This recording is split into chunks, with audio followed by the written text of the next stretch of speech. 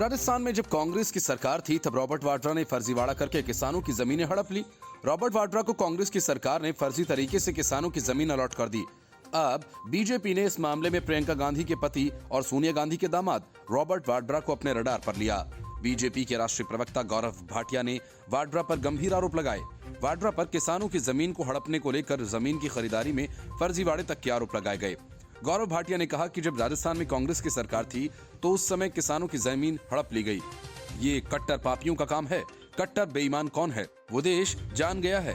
Rajasthan high court में Robert Vadra की पोल खुल गई क्योंकि किसानों की जमीन के फर्जी अलॉटमेंट कांग्रेस के समय में हुए थे। बीजेपी प्रवक्ता ने कहा कि मैं न्यायालय का लेखा पढ़ रहा हूं। रॉबर्ट वाड्रा और उनकी माता इस काम में थी।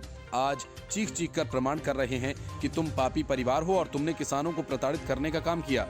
भाटिया ने कहा कि ये घोटाला 2008 से 2013 के बीच में कांग्रेस की सरकार के समय 125 बीघा सरकारी जमीन का है, लेकिन ये पूरा घोटाला 1000 बीघा जमीन का है।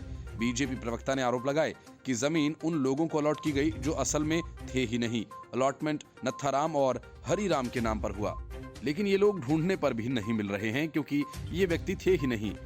इनको किसानों की जमीन दे दी गई। गौरव भाटिया ने कहा कि कांग्रेस ने हरियाणा में भी अपनी सरकार के समय में जमीन घोटाला किया था और किसानों की जमीन हड़प ली थी। ये मामला बीकानेर में जमीन खरीद के संबंध में रॉबर्ट वाड्रा के खिलाफ कथित मनी लॉन्ड्रिंग मामले से जुड़ा है और इस मामले में 21 दिसंबर को कोर्ट में सुनवाई हुई। स्काईलाइट हॉस्पिटैलिटी के अलावा महेश नागर ने भी ईडी की जांच को सिंगल बेंच में चुनौती दी है। ईडी ने मामले में ECIR enforcement case information report दर्ज की थी। इस दौरान स्काईलाइट हॉस्पिटैलिटी प्राइवेट लिमिटेड की लायबिलिटी पार्टनर रॉबर्ट वाड्रा, उनकी मां मॉरीन वाड्रा और पार्टनर महेश नागर ने राजस्थान हाईकोर्ट का दरवाजा खटखटाया था। कोर्ट ने उन्हें राहत देते हुए थर्ड पार्टी अंतरिम आदेश जारी किया था। इसके चलते रॉबर्ट वाड्रा, उनकी मां मॉरीन वाड्रा और महेश नागर की गिरफ्तारी पर अंतरिम रोक जारी है। ईडी ने इससे पहले गिरफ्तारी पर लगी अंतरिम रोक हटाने के लिए अदालत के समक्ष अर्जी पेश की थी।